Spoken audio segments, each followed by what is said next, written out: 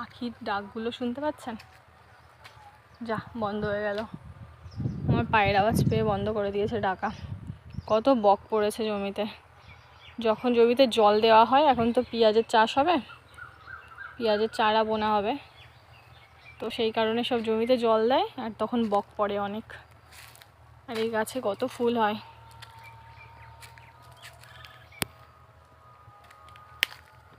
পুজো দেওয়ার আগে আসলে একটা দুটো তোলা যায়, পুজো দেওয়া যায়, কিন্তু আমার হয়ে গেছে।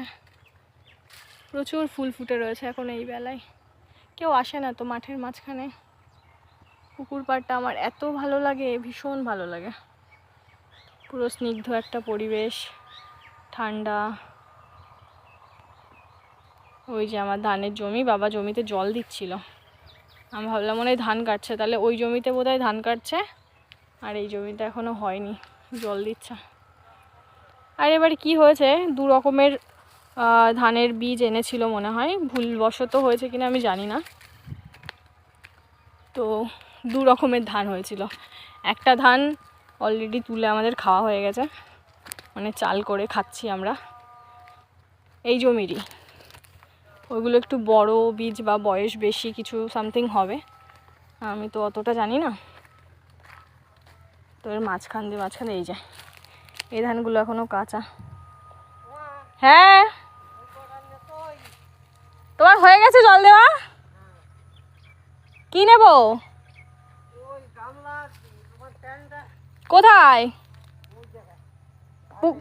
পুকুর পাড়ে? আচ্ছা আমি যাচ্ছি।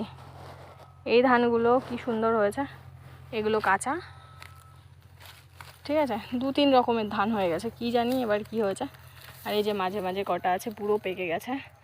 আর কিছুদিন আগে তুলেছিল, সেগুলো তুলে সিদ্ধ করে মানে আর কি আমরা খাচ্ছি চাল করে। তো তিন রকমের অ্যাকচুয়ালি হয়েছে, এরকম কোনো দিন হয়নি, কি ব্যাপার জানি না। এই যে এই সাইডটা এগুলো কাঁচা, এই সাইডে আবার সব পাকা। এটা হয়তো দু রকমের দানা হয়তো দুপাশে দিয়েছে বীজ, সেটা হতে পারে। কিন্তু আগের বার যেটা হলো ওটা তো আমি কোনো দিনই দেখিনি। আগে ধানগুলো পেকে গেছে, তো এই ধানের মধ্যে গিয়ে এইভাবে মানে গাছ আর কাটেনি, এই ধানগুলো নিয়ে বাড়িতে নিয়ে সেগুলো সিদ্ধ করা হয়েছে। কি ভালো লাগে না দেখতে। আর আমরা এইভাবে অভ্যস্ত তো, মানে নিজেদের বাড়ির চাষ করা ধান চাল, এগুলোর একটা আলাদাই মজা। এগুলো শহরের মানুষরা মানে বুঝতেই পারবে না এর কি অনুভূতি। আর এই যে আমাদের শ্মশান, অ্যাকচুয়ালি এখানে কোনো শ্মশানের মতন কোনো কাজই হয় না।